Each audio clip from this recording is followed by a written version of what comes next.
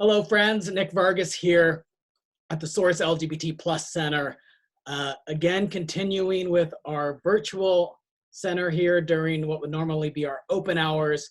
Of course, with everything that's going on and interest to protect our staff, our volunteers, and you, we're not letting the public into the Source, but we are bringing guest information during this time so that we can still create spaces where we can be together, talk, learn, grow, transform, belong, all that good stuff. And I'm really happy here that my friend and friend of the Source, Ernie Niblack, is going to join us.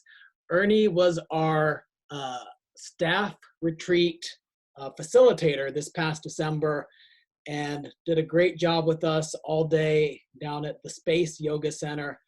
And I just thought he'd be a great person to share about what he's doing for self-care, maybe some tips about how we take care of ourselves during this time, and also share about his business. And I know it's affecting him a little bit with cancellations, but Ernie, thank you for joining us. Hey Nick, how's it going? Thank you. I'm hanging out in Visalia, Component Coffee, supporting local a little bit. Good. What are you drinking? I'm drinking a pour over. It's really good. And there's hardly anybody out, so it's perfect. That place is always crowded, so. Yeah. So tell us, what are you doing these days to take care of yourself? I know you have a lot going on, but what could we be learning about? Yeah, well, I just had to cancel a 5,000 person festival, so that kind of hurt.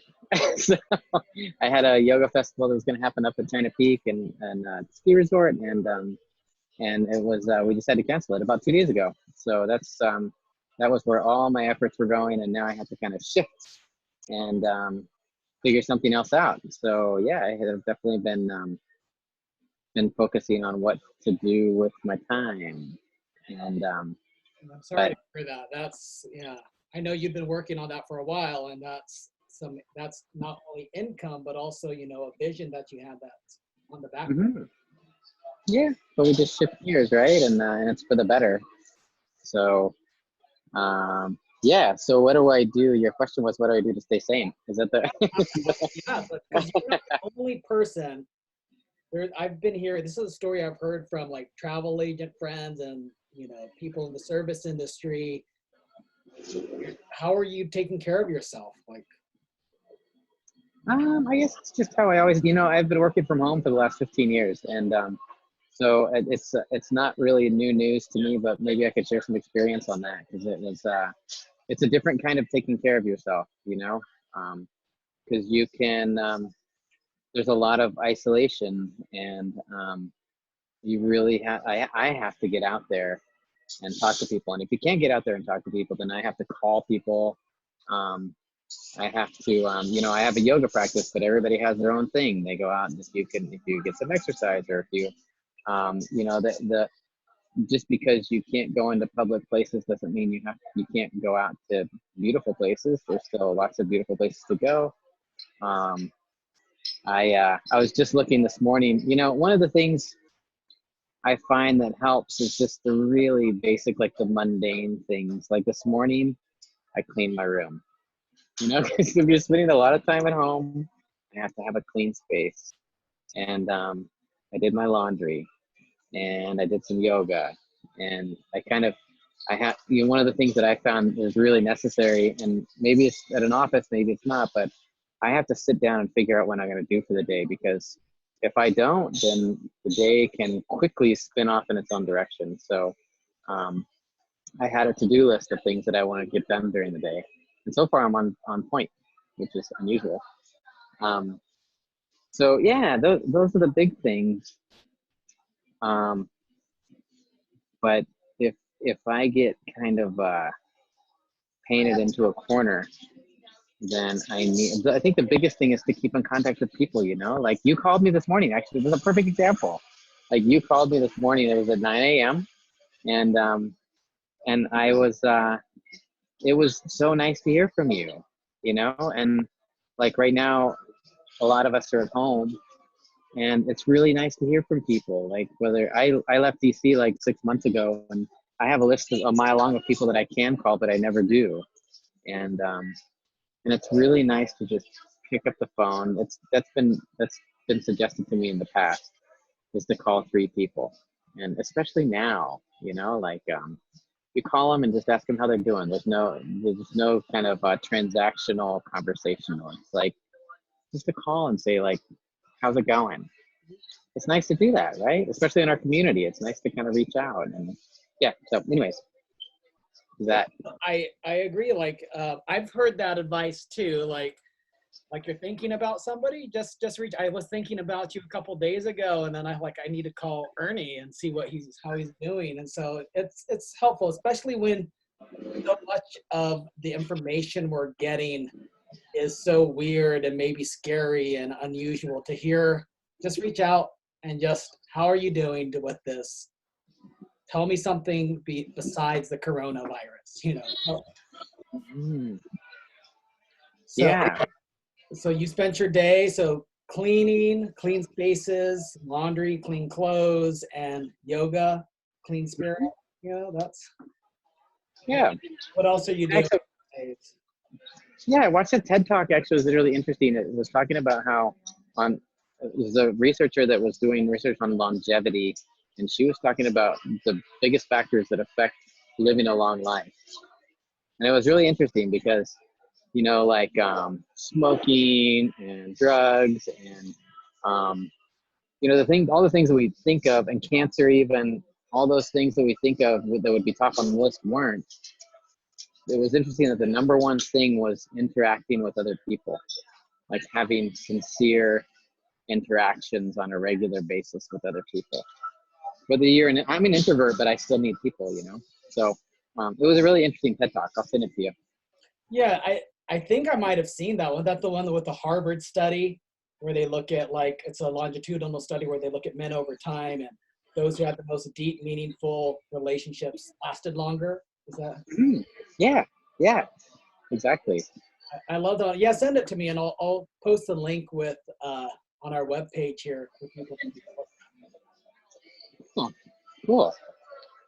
And especially, I mean, like, I don't know if I'm going off on a tangent or not, but like LGBT stuff, like that over, like after coming out, and all the things that we deal with that maybe not most people deal with around us. It's nice to reach out and tell people about those things. Even like joking stuff, like we have different jokes that we talk about, right? And not everyone does. And it's nice to laugh about that stuff and send that stuff. And so, yeah, anyways. No, that's very true. A lot of times in our communities, especially I've noticed for some LGBT men, they get older, they lose some of their social network. They lose some of that connection. And like you were just saying, it's so important to be able to maintain that. There was another study recently I read that having friends, helps you live longer. Like, I can't imagine having to go through this time right now, living alone by myself with like nobody. And there are people who are dealing with that. And if any of those people are listening and you want somebody to reach out to, you can call us here at The Source. You can message us through Facebook. It's important just to reach out, and maybe we don't have to talk about anything in particular. Just share what's going on with your day. Mm-hmm. Yeah, those are the best things. The sacred mundane, right? Sacred mundane. I also just spent the last 3 months teaching snowboarding and skiing up on a very isolated place. There was no Wi-Fi. There's 10% of the time there was Wi-Fi. There was no cell phone service for like 3 months. And I don't think I've ever felt more connected to people. It was so nice to like just have face-to-face interaction with everyone, because that was the only form of communication, was face-to-face. And it was so nice to just like have this small community of people and not to be on my phone all the time. And because I didn't have any choice, I would have otherwise. But um, it changed me, to have that interaction. Yeah. Anyways, but yeah, so that's what I'm saying. And also one more quick thing. I found that working from home can be very difficult in a lot of different ways. And I know a lot of us are going to be working from home. So Yeah. sometimes sometimes I can't get shit done for the life of me. And I'm tired and I feel like laying in bed and taking a nap. And I fight it because I think that I need to get all this stuff done. But sometimes I just do need that nap. Sometimes I just need to do that and let it happen and take care of myself, you know? It's a nice time to be able to do that. Just let things happen as they should. Because we never do that at work, you know? We just drink more coffee and like just Oh, keep yeah. going. But at home, it doesn't really work that way. Like the walls start to kind of, you know? And sometimes you just got to let it go and take a break and it's okay.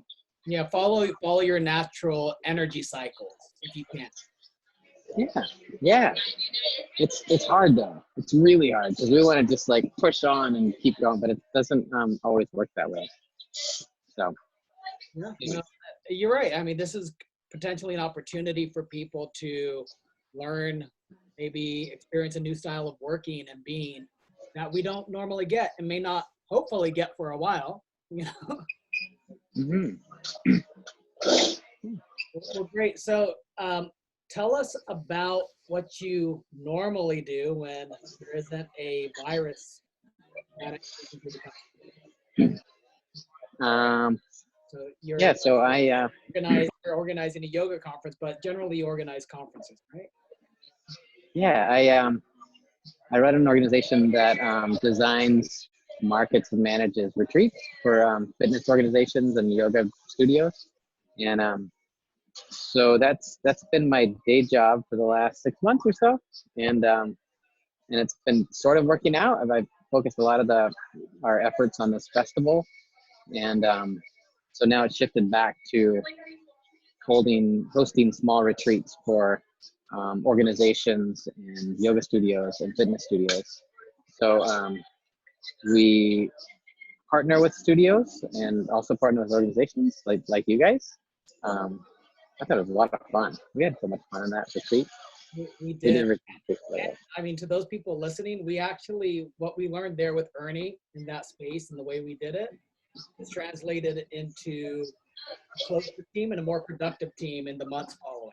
So I can speak from experience that working with you was great and useful, and we have been way more trusting and cohesive and effective in what we do because of our work with you.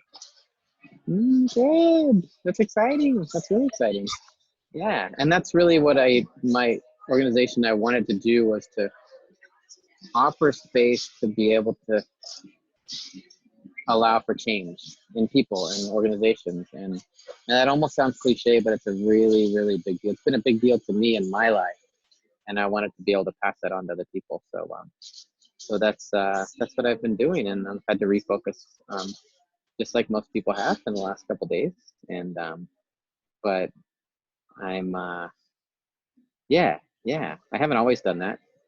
I did biotech business development for like 20 years as well. And that was a lot of fun, and it taught me how to run businesses. And so now I'm shifting the focus to the other stuff. So yeah, it's Yokel Retreats, YOKOHL Retreats. We'll post that link for our audience too.